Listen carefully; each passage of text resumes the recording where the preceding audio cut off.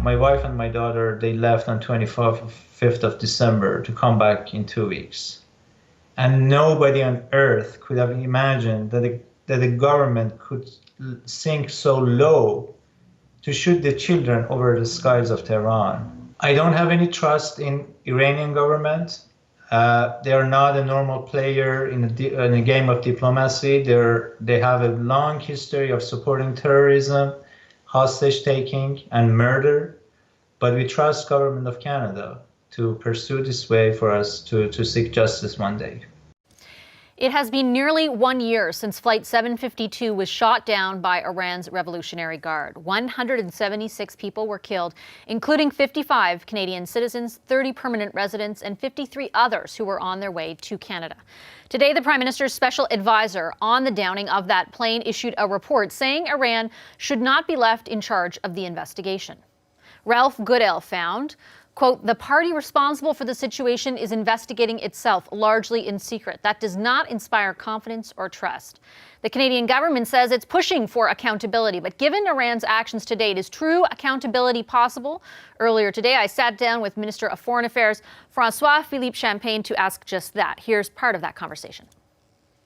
Minister, thank you very much for making the time. I appreciate it. Well, it's great to have you at Global Affairs for a change. It's nice to get out of the building, I'll tell exactly. you. Minister, I do want to start on Iran and the report that Mr. Goodale released today. You have said on more than one occasion that Canada will hold Iran to account. What Indeed. Specifically do you mean by that?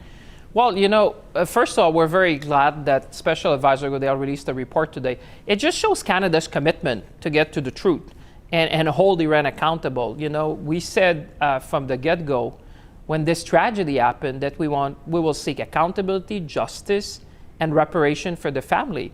And this is part of that. Obviously, it's one step in a process. I spoke with the families, and I can tell you, Vashi, this was a very sober moment coming to the 1 year mark on January 8th. I spent 3 hours with the families reviewing where we are and explaining to them that this report, in my view, and I will take that and bring that to the international community, because one part of the report, we have Special Advisor Goodale put 21 group of questions, which are the true questions we need to ask, and we will be relentless in asking Iran to provide comprehensive response to these questions. Do you think you'll get those responses, though, Minister, based on their behavior so far? I will fight every step of the way. I mean, I think that our best allies in that is the international community. I mean, there's questions like, how can you leave an airspace open when you knew that there would be danger like that to civil aviation?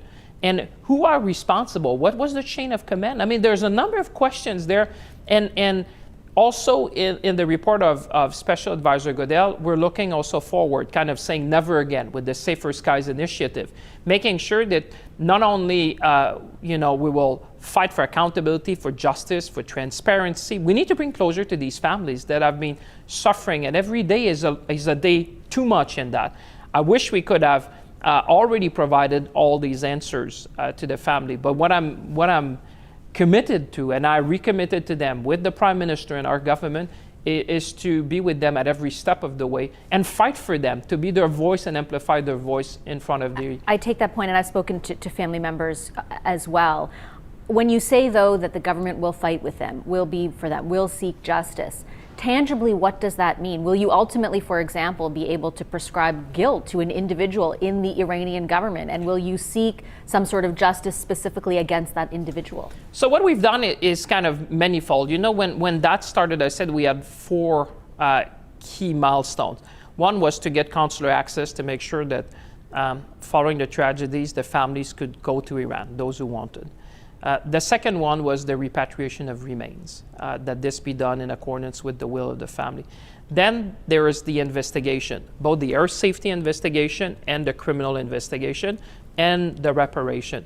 So on the air safety investigation, Iran, under Annex 13 of the Chicago Convention, needs to provide answers. I mean, we know what caused the crash. I mean, this is obvious. Missiles were fired. Do you believe it was human error, as Iran claims? No, I don't.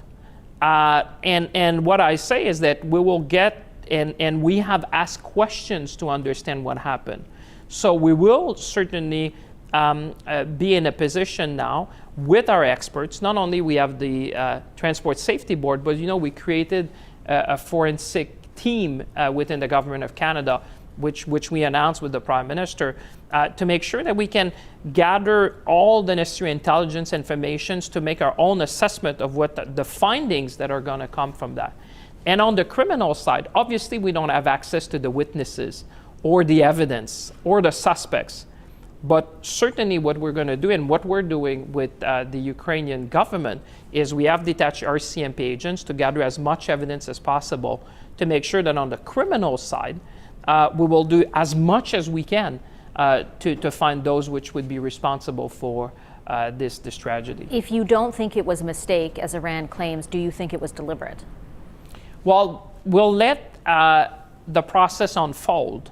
What I say is that we saw missiles being fired at the airline, and that for me raised all sorts of questions. And when I met for the first time, I was probably one of the foreign ministers of Canada who had met with the Iranian foreign minister in years, I think, for that matter, when we met in Oman. And certainly at the time, I told him very clearly, I said, with admission of responsibility come great responsibilities. And one of them is transparency, is accountability, because now the world is watching. Once you have admitted responsibility, you have great responsibilities. And we're going to hold to that at every step of the way. And what we're doing, just in parallel to your question, on the reparation side, because we said that, and reparation is broader than compensation, maybe yes. Public apology, there's different things that could be done. But we are also working with the international community because from the day of the tragedy, I created the group you've seen, the International Coordination and Response Group, with Ukraine, with the United Kingdom, with Sweden and Afghanistan, because I realized at that time that the way to deal with Iran was to stay united and speak with one voice, to represent all the victims, to make sure that we would be able to seek the justice, the transparency, the accountability. Getting that transparency, getting that accountability, though, does depend on Iran providing the answers to the questions that you've pointed out, that family members have pointed out, still remain. Do you trust Iran? Well, we have a lot of reasons to be concerned, because what we've seen so far is that if you look at the so-called report that we saw, yes.